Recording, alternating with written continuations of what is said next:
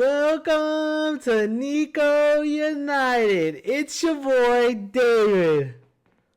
And your boy Ivan. And this channel is going to be about all things United.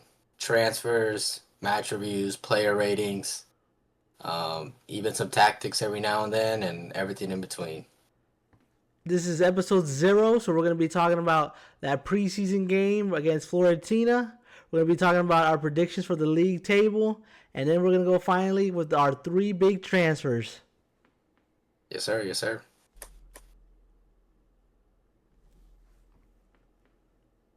So what did you think of that game? I like we talked earlier, I didn't really get to watch the first half, so I don't have much to say there. You didn't So I really guess miss much. You didn't really miss much. I know those were yeah, two good. There was 2 goals in the first half, but they weren't really anything special. We conceded, of course, a corner like we did last season. Unfortunately, we're not yeah, marking our people. It's kind of unfortunate that we let that goal go through. So hopefully, kind of steps up the game. Of course, we started with Maguire, so as the central, really not kind of comfortable with him there, just because he's a little bit slower than our central midfielder that we would, or center defensive that we would rather like. But that's what they ended up starting off with.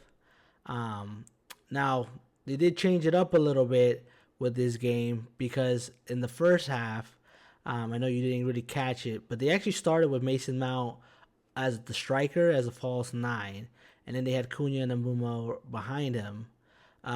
Only other difference that we saw was Haven actually started this game too. Um, mm, Throughout that game, I really wasn't too fond of the build up, and it really started from that midfield. We really suffered, kind of like we've seen preseason game. It's just I don't know, the midfield's not connecting with the attack. Now, like I said, we didn't have a natural striker this game, but I think a lot of it was falling on Bruno too, because I'm gonna be honest, Bruno was sending a lot of these long balls over the top, which, come on, like Diallo, we didn't have any tall guys to hold up, like the Hoyland that we would have, or Xerxes, to win those actual challenges. So we really suffered on that. I know the stats show a little bit differently at the end of the game, but you could just tell, like midfield wise, they just were not connecting at all. mm, interesting. Did Embuemo did he show anything different in this game? Because when I watched second half, he was playing the false 9. So, But like I'm telling you, it's just that connection. I think so. Like, kind of like I was just kind of mentioning, right? It's very hard to tell when like a player's looking good because he doesn't get those opportunities like he should. Like I feel like he should be getting those balls to make an attack, but he's kind of like forcing the play to even do anything, which is kind of making it look very very sloppy when we are trying to build up or do anything. yeah, For example, our right side, and I mean, I'm not gonna lie. I feel like for a right wing back or even just any kind of wing back, I would rather prefer somebody on that actual foot. So the right side should have a right-footed person. Left side should be a left-footed person. We all know Diallo's very lefty, so if you could tell, he felt very uncomfortable sending any crosses in or any type of build-up play, unless he got on his strong foot, which is what kind of defeated a lot of our plays on that side. Um, so that's why I'm telling you, I feel like it's gonna be very, very hard for him, especially because he's a small little guy.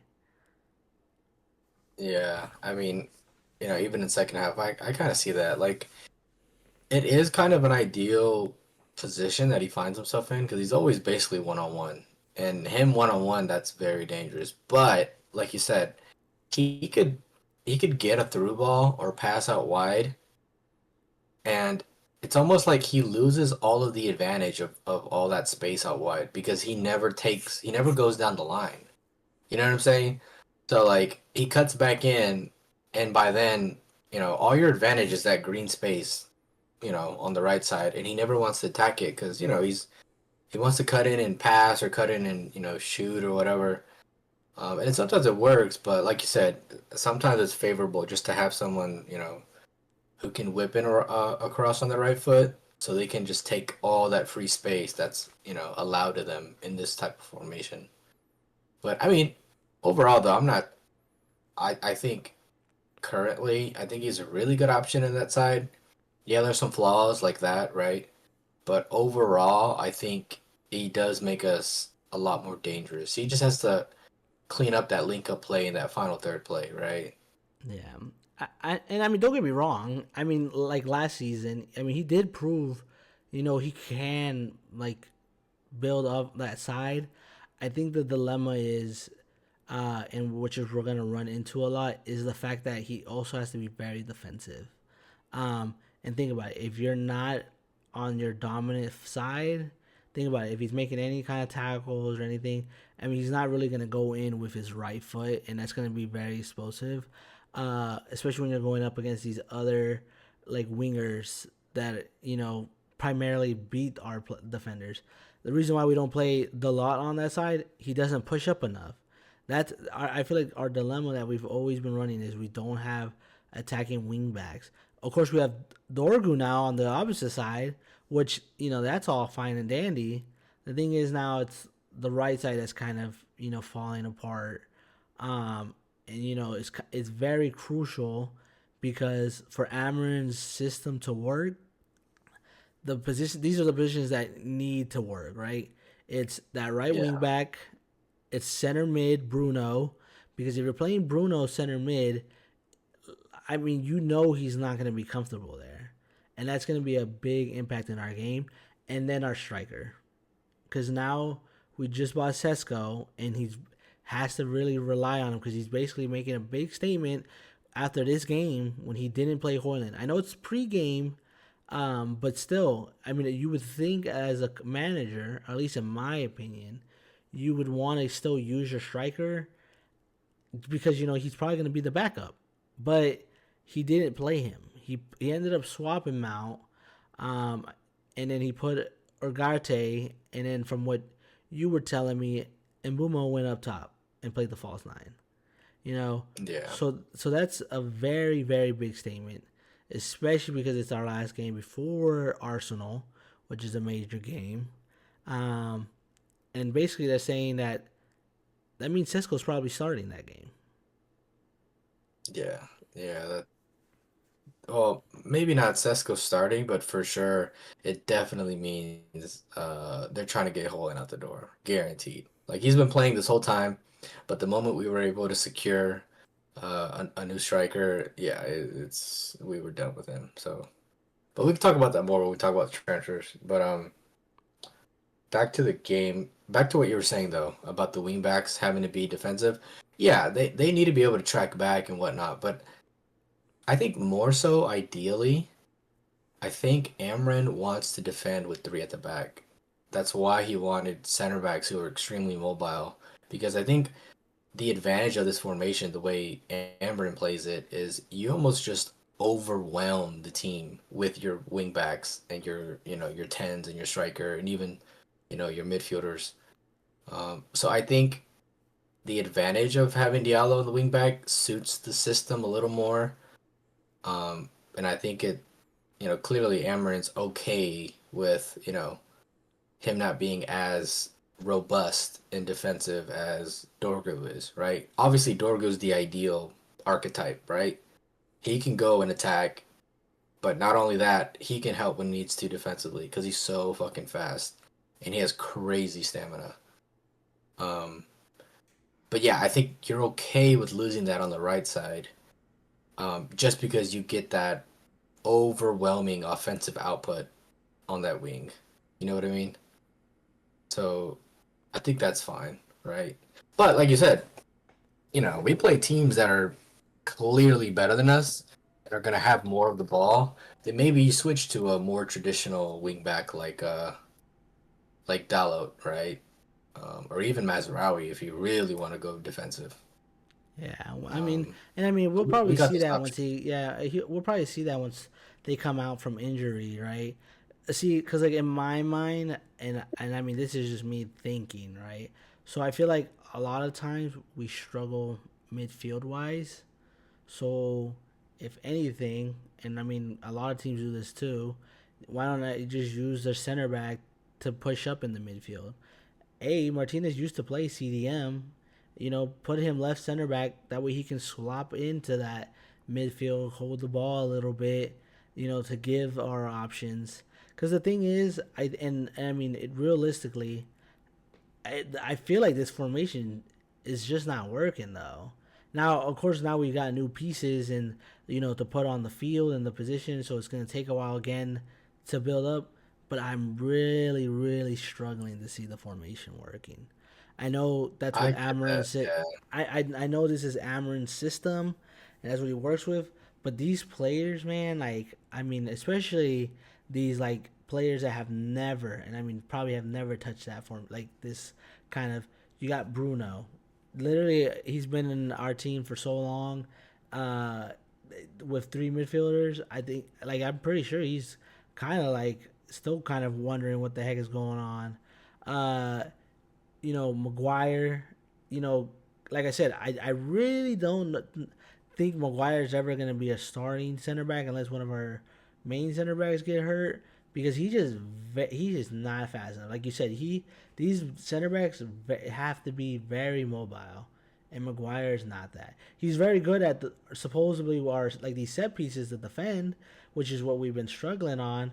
But I think like when you're talking about like very pressured wise, and they're getting very clamped together, I feel like a lot of times our defenders get kind of left behind.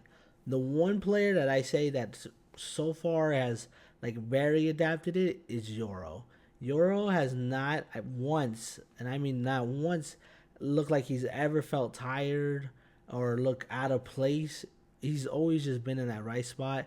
And in Haven, because he's so young, I mean, he's just adapting to the game. Like I'm telling you, like these center backs got to be careful because they're about to lose their starting position. Like Delay and Maguire, especially because these two are the ones that get hurt. Martinez, I mean, he's always been hurt. I don't even know when he's coming back, to be honest. Um, but yeah, at least from aspect wise of the game, I know we ended up with most possession shot wise. I mean, realistically, on the stat paper wise, it looks like we very dominated the game, but the thing is, we didn't create the chances or finish them that we really need to. Now, like I said, I won't give you an honest answer because we didn't have a striker up there. Which, like I said, Amron definitely just made his statement today for doing that because, like I said, we had Hoyland and we had Obi. He could have even just thrown in Obi in there. I really don't know why he didn't do that, but I'm really thinking, and I know you were saying he might not start, but that's basically saying like, hey, Sesko, you're gonna be that top guy up there, like for sure. yeah, yeah. I could see that. I mean, if he's fit enough, that's really the only question, right? Yeah, different But ball game. you had a good point, and it's sort of around the question of is this system going to work, and do we have enough players that fit the system, and are we ready, right? The ones that have been around, and I agree to a certain extent, but I will say that not only have we addressed a lot of the issues um, in the transfer window, but I feel like you said, there are players that have been sort of adapting and learning the system a lot better. Like you said, Euro is one of them, right? Like you said, if Martinez comes back, he would be an ideal left-sided center back because, again, watching the fucking Ameren system last year, those center backs have the ball so much, right? So they can actually ping balls and thread the needle through the midfield. That is such a huge advantage. Um, and even that other idea you said, where to help the midfield out, you have a center back go in. He does that, but it's not Martinez per se. I think he usually prefers the guy in the center to do that, which I would like to think is the licked, right? Um, but again, like you said, I'm not sure if he's really suited for that, right? And that's kind of the theme around a lot of positions is like you really need very specific archetypes to make it work in the system. And that's the hard part.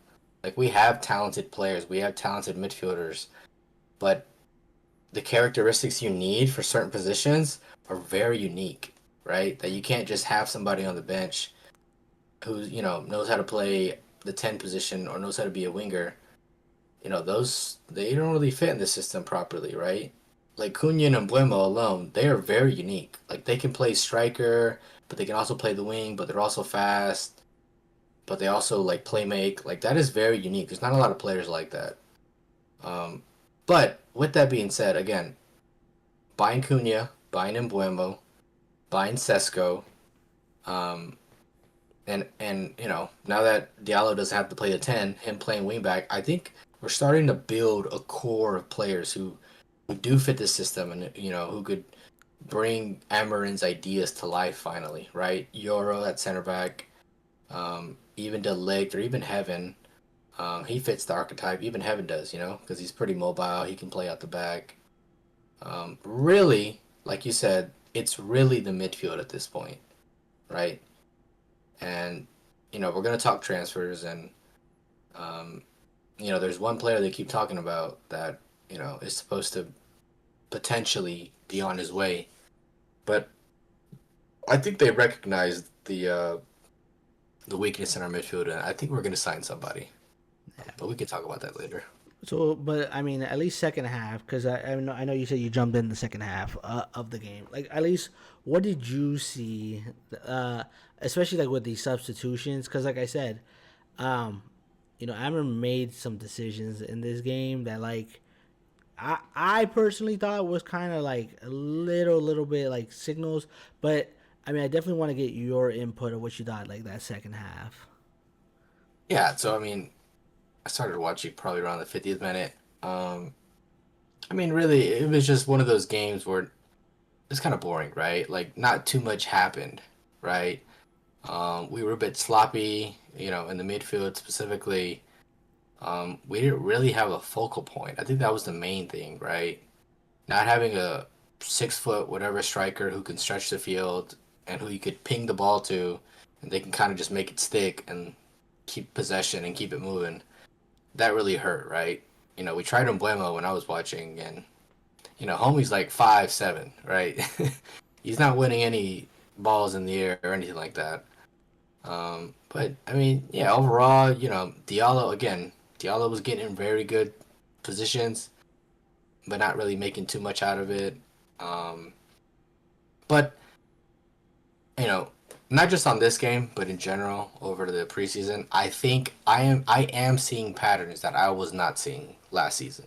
I'm seeing combinations. I'm seeing certain things more consistently that I didn't see last year. Right, like we are far more dangerous off the wings than we were last year, and we're way better at overwhelming teams with numbers and pressing them. Right, from the front. So I'm okay with kind of how we looked. I mean, like I said, we get a striker in. I think that'll help a lot. And yeah, I think we're looking decent going into the season, to be honest. I did want to put one little input. Um, at least I thought was a good gesture. Our boy coming home, David Dea. Oh yeah, that was Yeah, that was really nice. yeah, That was really nice. yeah. I'm glad they definitely honored him. I mean, he's he's done a lot for us. So a little tribute like that. Honestly, I'm glad they subbed him off because that's probably why we won the penalty shootout. I don't know if you really saw. I don't know if you saw it, but yeah, we ended up winning. Uh, what's actually kind of crazy? Watching the penalties, they were actually all pretty good. I'm glad like Manu scored his too because it was a little like boost confidence for himself. I feel like, especially with a lot going around the club. Like I said, it's really that like positive mentality that's gonna help us. And like I said, when we get to the transfers and stuff, we'll talk about like why it was very important to do certain things and why we brought people in. But you know, at least in this penalty shootout, at least from what I saw, everyone took them very good. Diallo had a weird run up. I don't know if you really saw it, but he had this weird run up to it, which he ended up Panakia, but it went in. It went in. But I'm just saying, it looked kind of weird. So I'm hoping that's not like his signature run up, but I mean, maybe he's not gonna be taking too many penalties either. So, I gotta check that um, out. yeah. But I do want to give a shout out to our keeper, number one, because he made the craziest save I thought, like in my mind, just because it just I thought like he wasn't gonna get it. Like I know you didn't watch that penalty shootout, but it went to the right side, and like I don't know how, but like with his, it was basically like he got it with his legs like perfectly, where like it just didn't look like it was real, and it Mm. just felt so good because with Onana hurt right now, I mean I think he should be back for the Arsenal game. It's just more like okay, like he's in that right mentality just in case if he has to play. You know what I mean? It's Yeah. those little things that are gonna help us like throughout the season. I know, like I said, a lot of the results weren't as crazy as we would have liked, but I feel like these little things are like little wins that are gonna help build the team. I'm very glad for the positivity that's going on right now. I'm glad that we ended the preseason with another win with a little more trophy. I know it's like a tiny little trophy, but hey, it's a Can't trophy take for the credit for that. yeah, Come on. yeah. We'll it's the Snapdragon trophy, crying out loud. But Uh, I still think it's just nice to do something like that. What did you think, at least from the substitutions though? Because I think they ended up bringing Delit, they brought Shaw, they brought Menu, they brought Delot, and then they brought Orgarte. So, what did you think about the substitutions? I mean, I don't.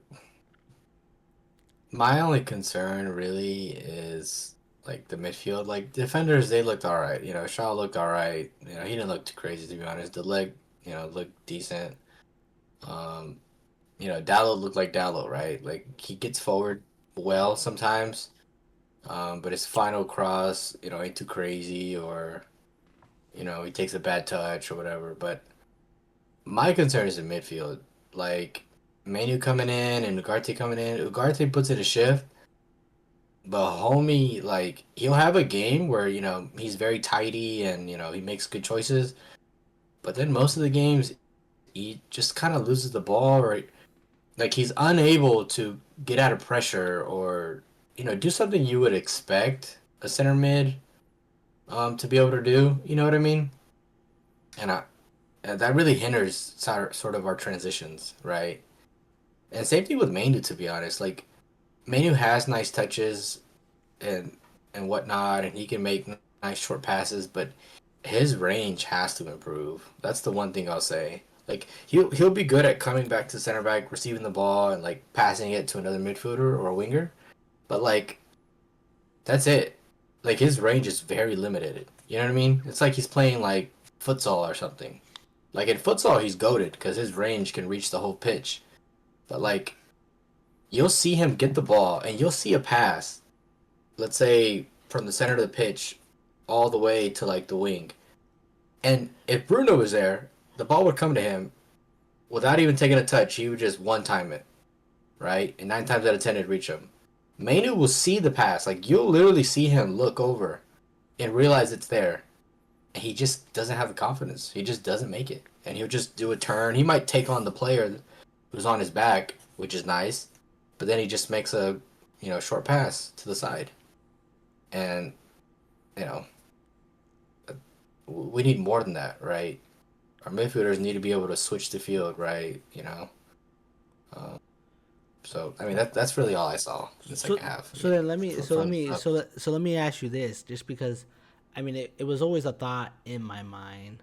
So I feel like for substitutions, we don't have the midfielders to still keep playing that formation because they don't fit it. nope, Um, do you think Amarin should swap the formation to make it more no, suitable to at least for like the substitution that he's gonna be making? So that is a very good point. So here's the situation, right? We have a project, right? They announced, I think it was Ratcliffe or whatever, Jim Ratcliffe. 2028 is the year that they've set as the year that we're trying to, win the league, right? So with it being a process, I mean, the decision that's good for that would be to stick with your formation, have the players that do fit the formation kind of learn it, right? And struggle a little bit with players that kind of don't fit other positions, right? Like the midfield, for example. But here's the dilemma, right? We finished 15th last year, right? We cannot do that again. We can't even finish bottom half because if we do, it don't matter what process we got. It don't matter all the good ideas Amarin has. He's gone. That is a fact. So I think what what Amarin does is keep the system as long as you can. But the moment the boat starts sinking, he might have to swap it up just to cater to the players he does have. Swap to somehow a midfield three, or I mean, kind of do what he did when he had the two strikers, right? So you have Bruno as a 10, you have Mbuemo and Cunha up top, or Sesko, whoever, and you have like an actual midfield three, right? Bruno at the 10, and then you got two midfielders behind him, and hopefully that helps, right? You could do that, but I think realistically, that's probably as far as he's gonna stray from the formation. I think he's gonna stick with the wing backs and three center backs. The other five players, he might, swap to that formation or swap back to this one right here that we have shown. Shown on the screen. So Okay. yeah, so that's my opinion on that. So then, going into our next topic, then you mentioned last season we ended up 15th. After seeing these games that we played, what do you think for our season? What I know you said that we can't end bottom half, and we definitely can't end where we ended last season. Where do you believe we should fall? What do I believe? Yeah, yeah, I believe. yeah. Where do you believe we should fall? Um, so this is me assuming that we sign a midfielder, right? Whether it's Baliba, whether it's Hillman, but we sign somebody who does fit that archetype, right? More athletic, taller, more robust, and can at least either drive the ball forward in transitions, or has a good of a passing range to also, progress the ball that way. So assuming that, I say we have a good chance at top six, 100% top six. I like that. I like the Um, confidence. Okay, confidence, confidence. I mean, it has to be right. Like we've made big money signings, right? We've addressed major problems in our team, right? Albeit, not the midfield yet, but we've addressed the front three, right? Last year we didn't score any goals. I think it was like 43 or 48 goals or something very low. And that's not good enough, right? Yeah, So I think our top three had not made double digits. I think it was only Bruno who happened to reach the double digit mark, and he's our midfielder. yeah, so we kind of threw cash at it. We bought Cunha, 15 goals. We brought in Buemo, 20 goals, and we bought Sesko, sits around like 13, 15 goals. I think he was actually. I think So, he's actually at 22. In all competitions. But well, all competitions, right? Yeah, yeah, yeah. But yeah. So just with that alone, should bring us from 15th to the top half of the table, top half. right? So then But I have a prediction that I believe maybe will be similar to what you're looking for. You may agree. This table, of course, is going to show who I think is going to win. What I believe, which Champions League, Europa League, Conference, mid yeah, table. I believe this table is going to show you what we would like to see from the boys, especially because, like I said, and like you were saying, this really needs to be that season that they make a statement. Because you're right, we did spend some money. We haven't got rid of players that we need to be selling to make the money that was to counterbalance everything. I'm hoping with the sales now though that we'll be able to buy a midfielder or and go from there. So this is the prediction table that we accumulated together. Kind of just want to wrap your brain. Of course, leading the table is the champions Liverpool. Now, me personally, I wouldn't want them to win it, Of course not. but they really have a solid team, and it's a little scary because if they sign Isak, who is linked to them, I'm not gonna really dive too much onto those topics because I'm really just mostly focusing on our team. But I feel like that will be a big game changer for them, just because that's Well, some. not to cut you off, but allegedly I seen something within the last like 8 hours that Newcastle has basically told Isak that he is not going anywhere. So, we might luck out on that. I Yeah. don't know. But this is our prediction table. Liverpool is going to be winning. We're thinking Arsenal's going to get second, Chelsea third. Of course, Man United hoping for that fourth, bring it back up. Man City coming fifth. Then we got Aston Villa being sixth, and then Newcastle being seventh. Then we're going to be in that mid-table. Tottenham eighth, Brighton ninth, Crystal Palace 10th, Nottingham Forest 11th, and then West Ham 12th. The bottom half, I'm pretty sure we just kind of went off of vibes and kind of what they were going off of. What did you think for this middle, lower, mid table? I mean, yeah, mid-table or the higher mid-table. I mean, Tottenham, they're not looking too great, but you know, I expect them to make some deadline day signings. I don't know. I just think with a new coach, new ideas, maybe they play a little less offensive, a little more pragmatic. I think that'll help them, rescue some points. I think, yeah, I think they'll be around the middle of the pack. Brighton, being Brighton, they still have a good team, good club. The football they play, they can dominate possession pretty well. I think they'll repeat what they did last year, which is around their position. Crystal Palace, I think with them holding on to Mateta and Eze as of now, we'll keep him there. But if they lose Eze, you know, I don't think they drop too much, but maybe they drop to lower mid category. Um, Now, Nottingham Forest, they did finish a lot higher last year, but I think because they've lost so many players, especially like Anthony Alenga, um, or actually they didn't lose Gibbs White. No, Yeah, they actually they kept Gibbs they White can't. around. They did keep him. They did keep him. Remember the transfer broke. That's crazy. Yeah. Yeah. Well, Anthony Alenga, I think they lost one of their midfielders, if I'm not mistaken. But yeah, I don't see them performing the same way. And West Ham, I mean, not too much to say about them. Fulham, I think they're potentially going to lose their striker. Forget his name. But I believe he's South American. I think it's something Nunez or Munez or something like that. But I think they're about to lose him, so I don't know. Just don't see him finishing pretty high. And same idea with Brentford. They lost Mbuemo. That's 20 goals gone, right? And they lost their coach, and they lost their center back and a midfielder to Arsenal. Yeah, they're not. They're gonna struggle, right? They still have Wisa, but that's it.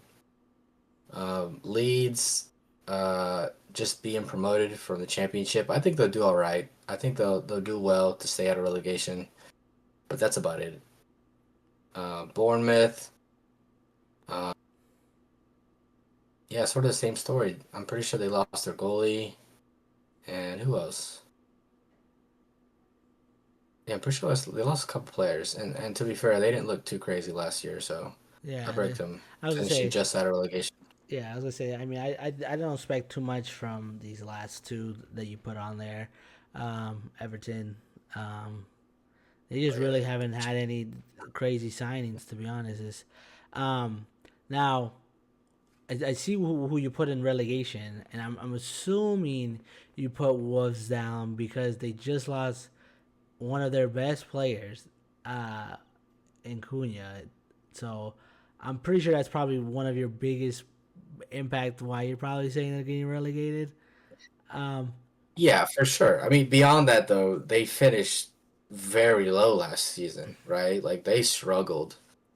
Um, so yeah, I don't see them going any higher. And then, Burnley, Sunderland, it's kind of how it goes, right? There's always at least one or two newly promoted teams that just go right back down, yep, right? And I think that's exactly. going to be Burnley and Sunderland, unfortunately. So 100. And at least from what I'm yeah, looking, I that's didn't. that's pretty much it. Yeah, and when I was looking at, I didn't see any crazy signings or anything like that. That kind of was like, oh yeah, they're gonna cook. Um, Now I want to bring us back up to the top of the table. So I really want to pick up your brain because you're saying that we're gonna go above Man City, but So again, this is assuming that we do fix the midfielder, you know, whether it's a Believer, whether it's a Human, Ederson, whatever basically we can afford, right, at this point. I think we have a good squad, and I think over the course of the season, as these new signings kind of get accustomed to the patterns and the movement, I think we have a good squad, man. I think people are really underestimating us. I think 15th, our 15th position last year, you know, mainly towards the end of the season, I think it was due to us really going all in on Europa League, right? Like we had plenty of games where we were playing Cheeto and playing all these other people up there. Um, so I think people are seeing, okay, 15th all the way to top five, impossible. But in reality, I think really we should have probably finished middle of the table, like 10th. Um, and uh, And so yeah, I mean 10th to 5th, that's not too crazy, especially when we spend the money we spend. And we spend it as well as we did, right? Like Cunha and Mbuemo are like ideal players, like best in the world for the positions we need them in, right? yeah, And Sesko, yes, be an improvement, but I mean he's arguably top three, most sought out young strikers, right? Um, so that is definitely an upgrade on Hoyland. So yeah, and Man City, I mean, they made signings, but people are going crazy about their signings.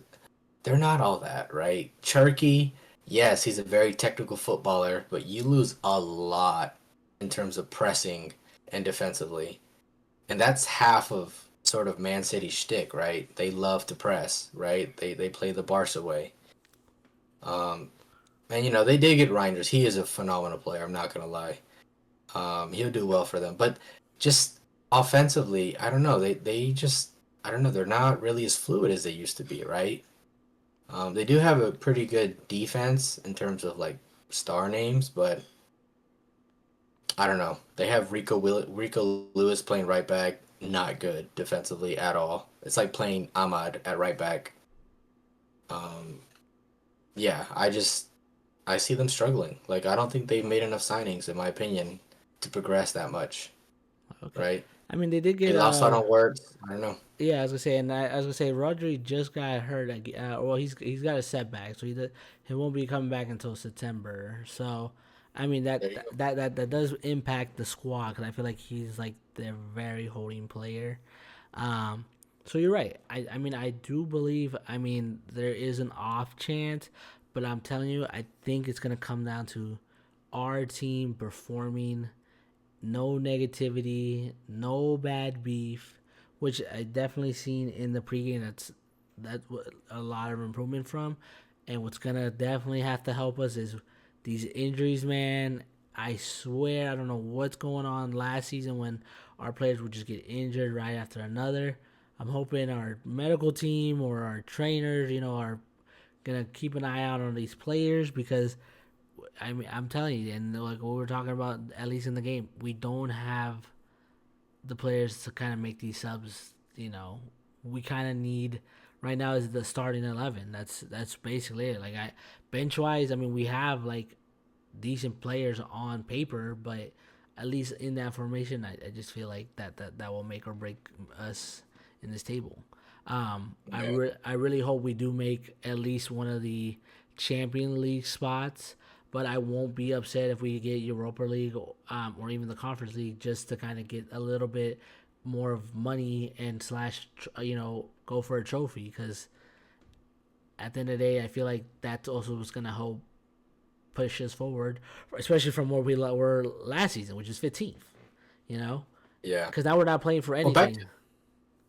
yeah. Well, that kind of give me a sec. Sorry. Um, yeah. I mean, kind of what you're saying kind of does help our situation. We're not playing for anything. We don't have Champions League, and that is a huge factor that people aren't really talking about. We only have one game a week. So when it comes to squad depth, we're really not at much of a risk as we usually would because we're just playing one game, Yeah, right? And we have like if you think about it, there's certain positions that we are very lacking in. For example, the midfield because we don't even have the right archetypes in there anyways. But there are other positions like left attacking mid that we have a lot of players who can fill in. And one player that I think has played a lot better and I feel like has understand that role a lot better is Mount. Like, yeah, he doesn't look 10 out of 10, but I mean, he's put up decent performances where he presses really well, which is very important from that 10. But also, he knows how to link up with Dorgu a little more, right? There were a couple games where he was kind of cooking, right? He was kind of getting into that pocket, linking up with Dorgu, setting him in behind. So there are certain positions where we have depth, right? Right attacking mid. Let's say Mbuemo gets hurt. We just put our boy Diallo, who's just as good in my opinion, right? Maybe he doesn't score as much goals, but creatively and sort of one on one, he is damn near just as good, right? Obviously striker maybe we're lacking because Xerxes is backup. He's decent, but he doesn't play the same as Sesko would, right? yeah, Um, left wing back, I mean we have Leon, right? Yeah, he's young, he's not ready, but like you see the way he plays. He plays like a inexperienced Dorgu, right? Um, And center backs, we have hella center backs. Some of them maybe not up to speed, but I mean, they know how to play the system, right? yeah, Maguire, yeah, he's slow, but he knows how to play that central CDM position or yeah, center back position, yeah, right? Heaven can cook, Yoro can cook, right? Even Mazraoui can cook. Even Shaw is decent at left center back. So with one game a week, I think that is going to be such a huge factor for us because all these other teams are going to be fighting for their lives when it comes to those crunch times when they're playing like 2 games a week, almost even three, right? So I think that's going to help us out a lot. So then, talking So about that, because you're making big statements here. So this is gonna jump into this final topic of at least this week, and you kind of teased it a little bit, little hints in there, but I do want to jump in into our transfers. Um, so I think what this period was definitely a shift to kind of make sure we get rid of the bad eggs, get rid of all the negativity, and bring in what the squad needed, right? I personally just want to talk about, like, right now, the players that, we're trying to get rid of. Of course, they're still in the squad, but if you can tell, Amarin has definitely made his point, right? If you ain't willing to fight for the badge and all you care about is, trophies, social media, I'm not gonna diss out any of our players because they're still our players, but you're not you're not gonna be good for the squad. You're not gonna be good for the team, and unfortunately, like I said, Amarin's system, like if you're not fitting in or you're not working, you don't get really much time to do that because at the end of the day, managers under pressure and then the players are under pressure, and one of them is gonna break. And I'm not gonna lie, a lot of our younger kids are the ones that happen to crack. So I know we haven't gotten rid of them yet, but their foot is almost out the door basically. So as you can tell, because they haven't been involved, a lot of our players have been very good, smiling, laughing, doing group events for crying out loud. I have not seen one bad thing, other than these transfers that are happening and how happy they are to go. Good for them. I hope they succeed. You know, I never want to have bad blood against anyone. All I want is just that, hey, it didn't work out. It didn't work out. Um, Yeah.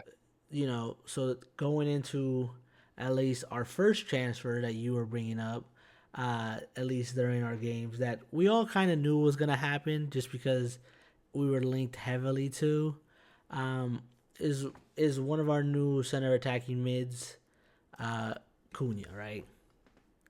He was Yes, sir.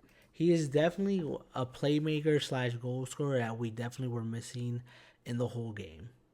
Um, the only thing that I would say that is very bad for him right now is that he is not really a striker, and that's what they've been trying to play him, and that's the only critique I could say.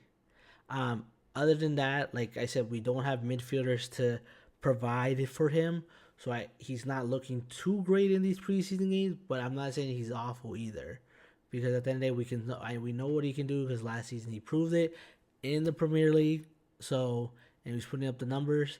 Kind of want to get your opinion, Ivan, of what you thought during this preseason. What you saw in him, and what you think he's gonna influence in the team. Yeah, so I'd agree, right? He hasn't looked too crazy, but he hasn't looked terrible. I mean, really, the one thing that sticks out and that is very huge, um, it is very, sorry, I got a message distracted me. Yeah, one thing that is very huge that he provides that we kind of lacked last year is sort of ball carrying, right? So I'm sure you've seen in games where he'll kind of receive the ball kind of on the left wing. He'll get it and he'll turn a player and just drive the ball, right? Like 10, 20 yards. He'll brush off tackles. He'll kind of have nice touches like around a defender's leg and whatnot.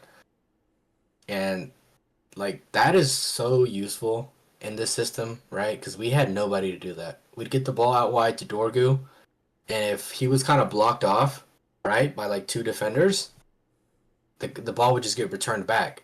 But now Dorgu gets the ball, he checks into Cunha, and if there's nothing on, around, Cunha would literally just turn and push us forward 20 yards, and everybody's able to come up and attack and get closer to the box with him.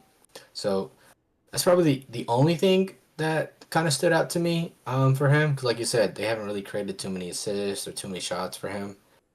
But that attribute alone is so crucial for us. And Yes. I think, the word's been thrown around by many different people that he's kind of like a maverick, like a disruptor, right? Like he gets the ball and everyone freaks out because they know he's gonna drive forward, and it's almost it's almost impossible to get the ball off of him. You know what I mean? And he just kind of magnetizes a bunch of defenders, which obviously frees other players up, right? Like a Sesko running in behind, like a Dorgu running down the line, or even a Bruno pulling up, right outside the box.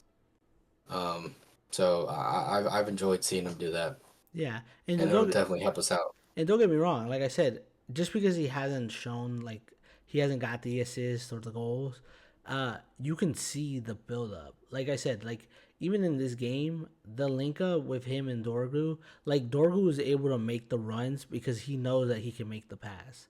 Like that's what you need from these left wing backs is players that are able to make the drive, but you need to have the player to be able to make these passes, which like I said, you can see Mount doing those passes as well, dropping back.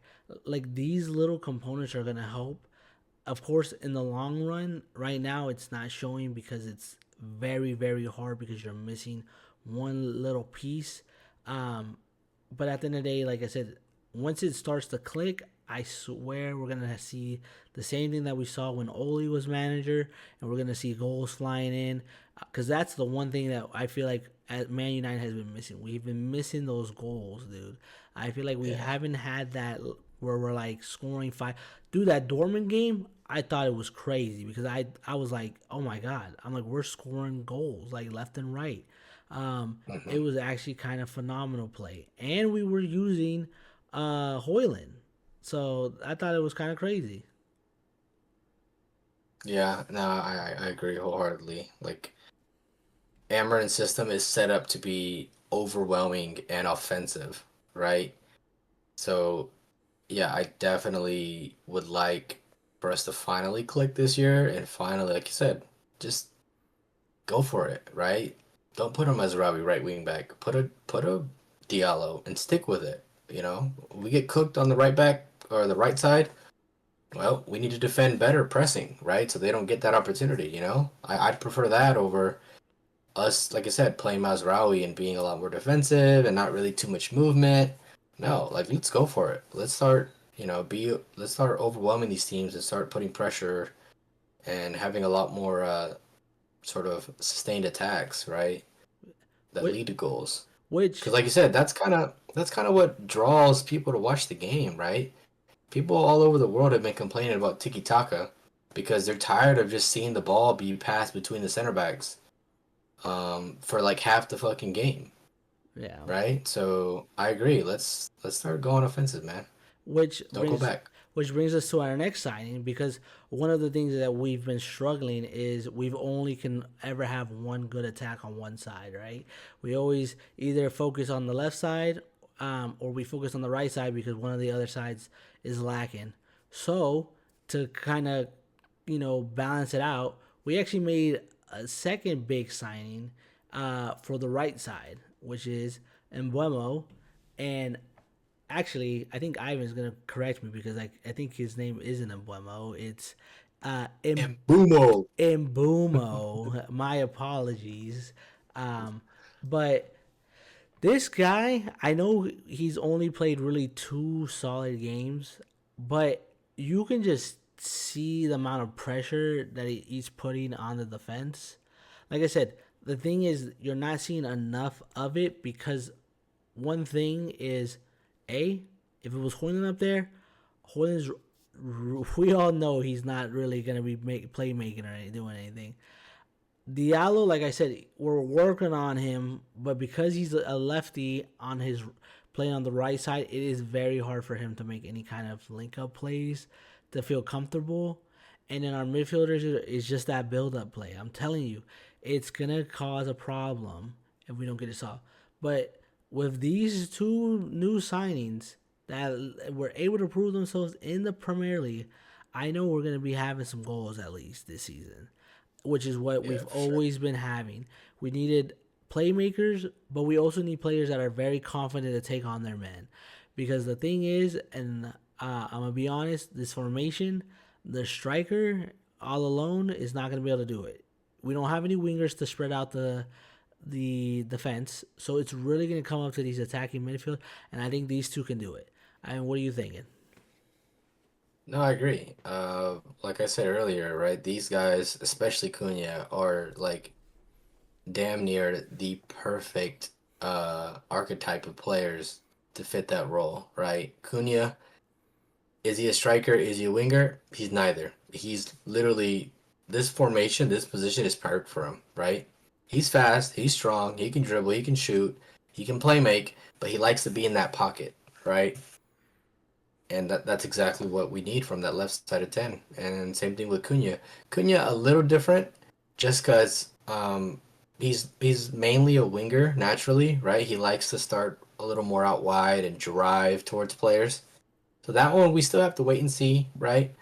But he has the skill set to play that position. He is good at kind of cutting inside and doing a lofted pass to the back post, right, or whipping it in for a shot.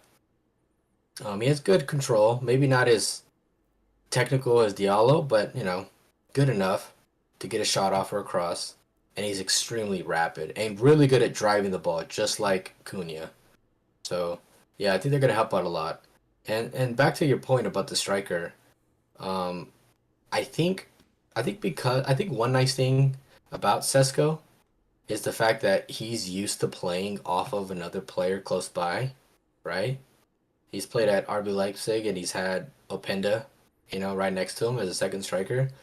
And I think with our two tens, I think they will kind of act as not a second striker, but you know what I'm saying. They're going to be closer to him like a second striker would, to where this shouldn't be too unfamiliar for him, right? When he receives the ball, he'll have not just one guy like a Penda, but he'll have Acuna on the right side or an Embuemo not too far off or making runs in behind that he can kind of lay off to. So I think that would be a huge help for him um, in terms of link up and sort of adapting to us.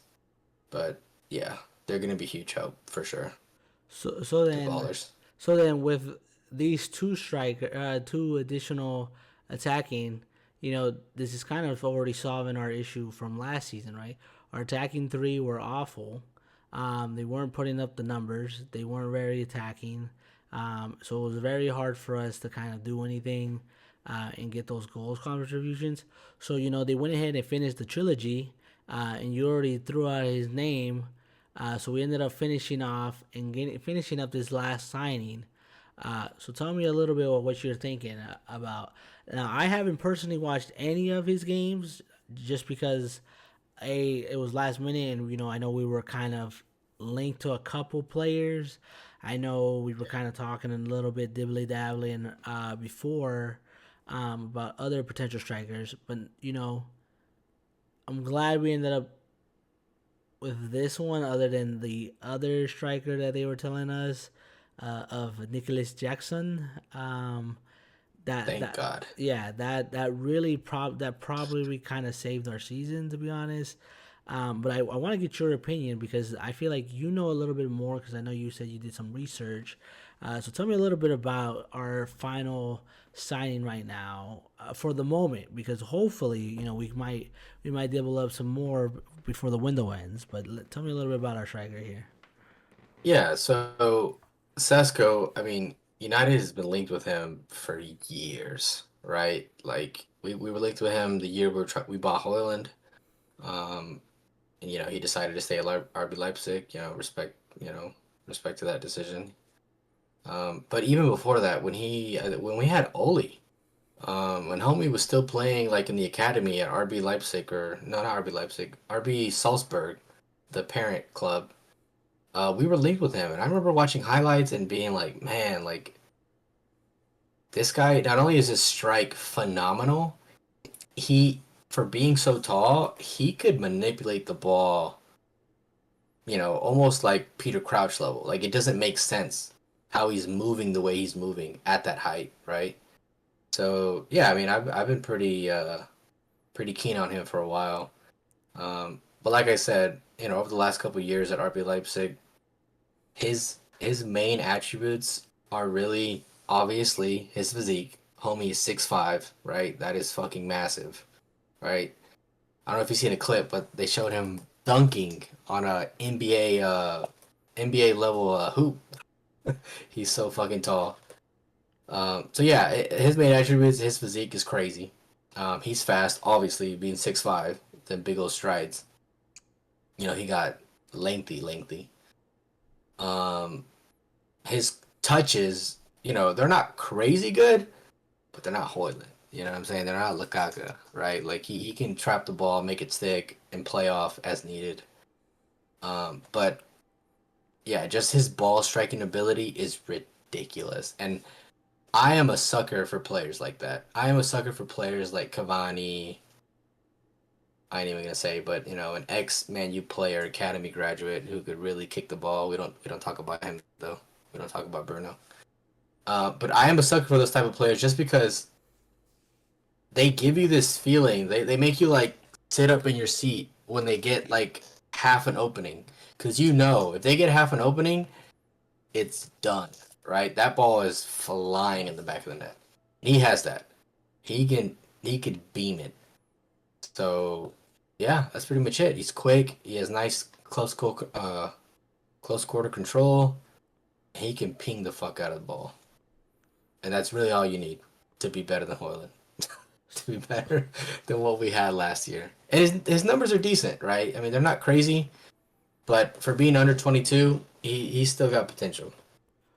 So what I like about all three of these signings, right, is that they chose us knowing that we didn't get Champions League, we didn't get Europa Yeah. League, we didn't get Conference League. They had linked to other teams that had all that, but they chose Man United. They chose the fight for this badge, right? So I know dang well that these players are gonna play their hearts out. There's no, they're not just, Sesko, that guy, he took a wage cut to join us. Did you know that? Yeah, I seen that. That's kind of He, crazy. that's how he committed. He wanted to join the team. Like those are the type of players that we need in the squad because, like I said, the morale last season was so bad and so toxic that it just reflected on the team completely. Um, Yeah, so great. even though we paid 85 mil for Sesko, and we paid like 60s for Cunha and Memo, I would still say all these signings are at least a 9 out of 10. You know, there's for this at least transfer. There's one more transfer that we're linked to, and I'm gonna let my best friend Ivan talk about him because he has been heavily watching him just in case if we do sign him. So he knows what he's talking about when we'll talk about the last midfielder. But if we make that signing, I would say it's the best transfer window we've had, especially for what we were given, especially with the assignment that Amarin was sending to send. It honestly is probably one of the best transfers. I would say at least out of all of them, I would say they're an S tier signing. The only one I can't say for is Sesko. I would say he's probably A plus, maybe A just because he's still young and hasn't really proven himself. The Premier League is a little bit different.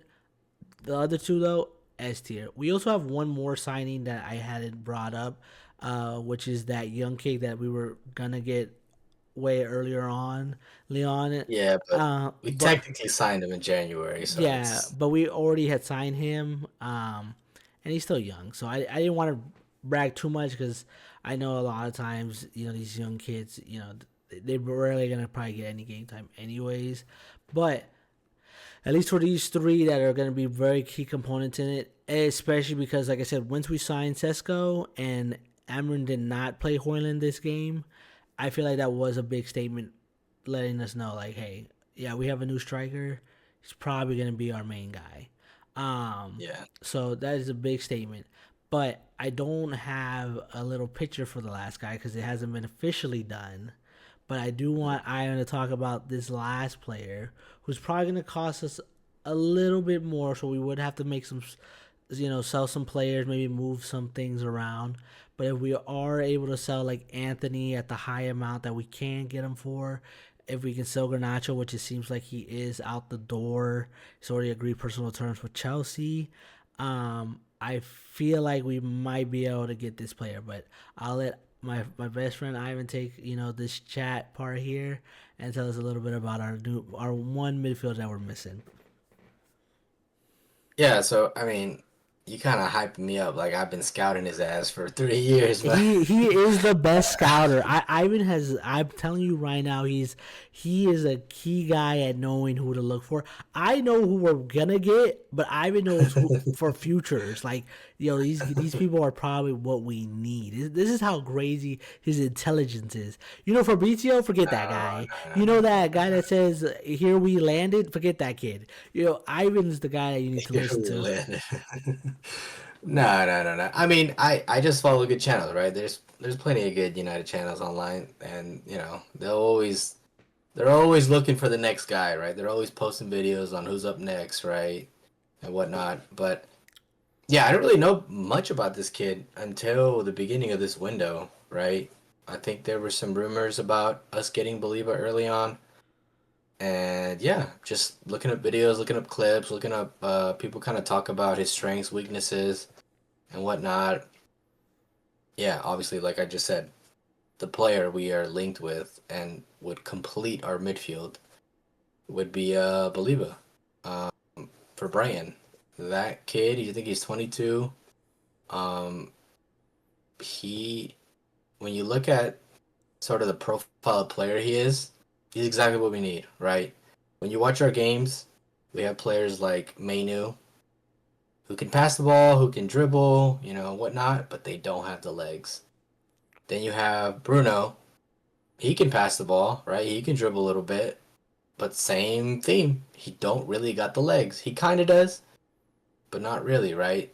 Uh, and so yeah, you look at Baliba. This kid is a unit. He is not only that. He's got the stamina of Conte, but the speed of like Kovacic, like extremely fast, or Valverde, extremely fast, extremely robust. He's always kind of just disrupting the play like a Conte would, right? You think you're in the clear, you think you're free, and just I don't know, where homie's coming in and making a tackle from behind, doing a scoop tackle, sliding. There's plenty of clips where you'll see a guy one on one, and he's the guy running back to block a shot. You know what I mean? But then the other half of the clips, homie is bombing forward, dribbling into another team's box. So that literally tells you he is literally the archetype of box to box. Like he's literally tackling in his own box and driving the ball into the other box. And that's exactly what we need in one of our 210s. We need somebody who just can get up and down the pitch very easily, right? Not huffing and puffing like a Casemiro, unfortunately. God bless his soul, but he's, pushing 34, 33. You can't really do that anymore. So, yeah, that kid, he's special, right? And he's got all the sort of characteristics that we need to help our midfield, right? Because if you put him next to a Menu, maybe works. You put him next to a Bruno, I think that really cooks, right? Um, obviously the closest player we have who can kind of do that is Ugarte, but the problem is offensively he ain't got it, like at all. So it kind of just stagnates us, right? Like Ugarte can get stuck in. He's pretty athletic, but this kid is just another level of athleticism, and offensively he can drive the ball like Cunha can. So imagine that. You got someone who could drive the ball like Cunha in midfield, but can cover ground like Conte, right? Like, that's just ridiculous. That's like a cheat code. Like, you're knocking two birds in one stone in one position, right? And he's young. He's 22. So you're going to have him for that projected 2028, Premier League title. He'll be what? I don't know how to do math. He'll be 25? In the prime years, 25 Yeah, exactly. in the prime years, Yeah. right? So And you'll have him for another 5 years after that to win it again. Back to back to back to back. exactly. And I think that would really, really set us apart from these other teams because, like I said, the only thing that I feel like is missing from our team is a great midfielder. I feel like defensively we're good. I feel like that's covered. We've literally have so many that can play those roles. It's that good. Strikers now, they're taken care of. Like our attackers are good to go. Once we get that last signing there, I think honestly, and like Ivan was saying in his prediction, I believe Man United could get that Champions League spot. What will we win the title? Honestly, probably not. Like that, just honestly, but Yeah. if they prove us wrong, and we're Man United fans, like trust me, we are diehard. Like if they prove us wrong, well, way to go. You know what I mean? Like that is unbelievable. Yeah, hell yeah. I ain't gonna Like be like, fuck, I got my yeah, prediction wrong. like yeah, like No. I would rather see that, but I'm just saying, like at least from to build up the squad and kind of get the flow, it is gonna take time, which Ivan was mentioning the rebuild process, but yeah, at least with these transfers, that is a start. Like this is what we really needed to see, and like I said, Amarin has not wavered from anything. Yeah, he's getting bashed on. He's got players that are still kind of like ticking at him. But you know what he did? He rolled them off. He said, "This ain't working. We need this taken care of."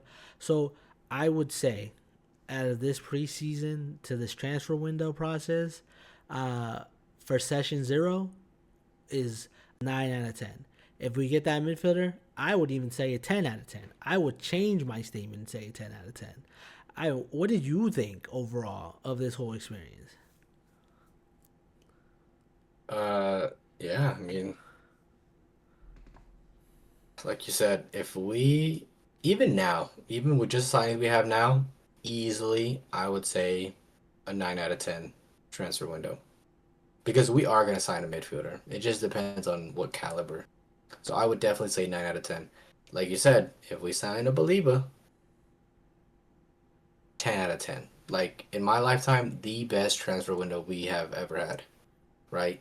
Not just because we splashed the cash, but because these players, their archetype, everything around them, their character, how they fit our system, and the caliber of player.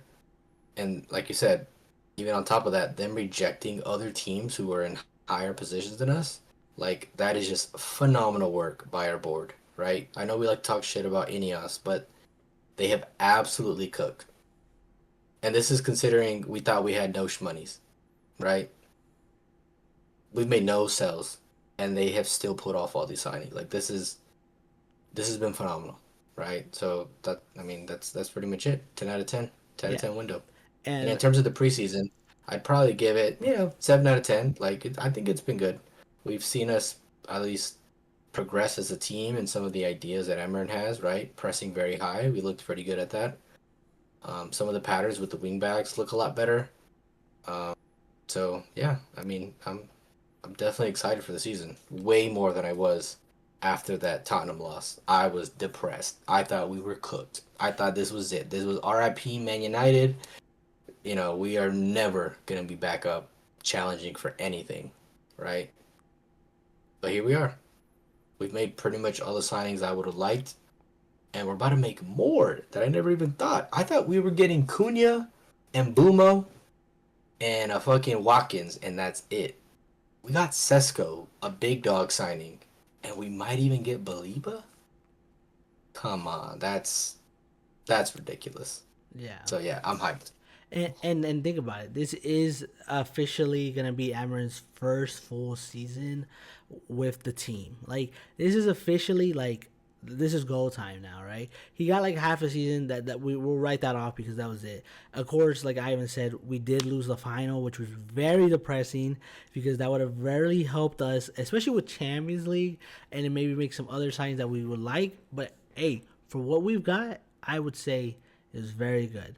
Um, I would also like to put out, of course, there are rumors that we're potentially getting it tied to Donnarumma.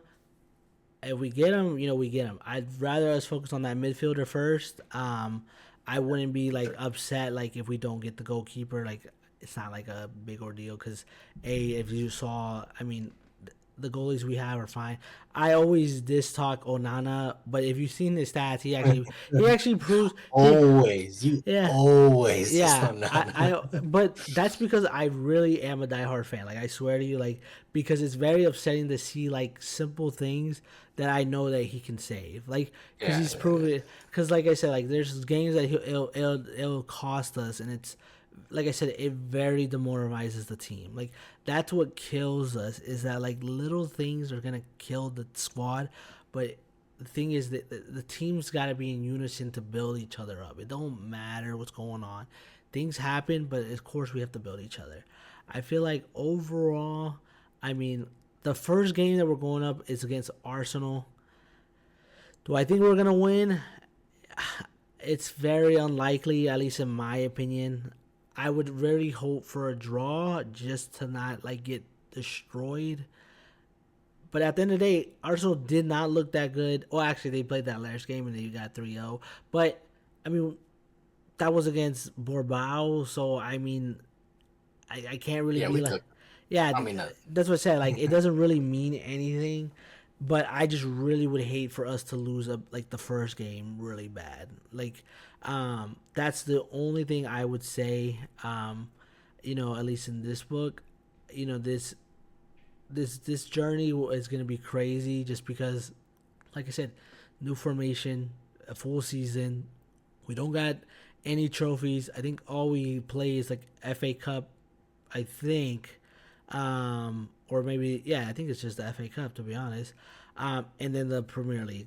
I don't think there's any international, well, other than the friendlies, but there's no international games or nothing to get our players hurt. So this is going to be a very big season overall. So, other than that, I mean, that's about all I have. Remember, these are just our opinions. These are just things that we kind of dabbled on and wanted to talk a little bit about. Express, you know, I'll let Ivan finish off with some final words, but at least that's all I have from my end. Yeah, so like you said, we've made a lot of signings. We don't have too many games. It's one game a week, which I think that's going to be a huge help for our season, right? In terms of injuries, in terms of fatigue, and also in terms of training, right? The players are going to be able to have practices during the week, which they used to not, right? They would have a full game, but instead we're going to have literally days for them to sit down, have more discussions with the coach, have more sort of drills where they kind of do like uh mock drills where they're all in the proper formation and they're doing the patterns the coach wants. I think that's all going to help our season tremendously.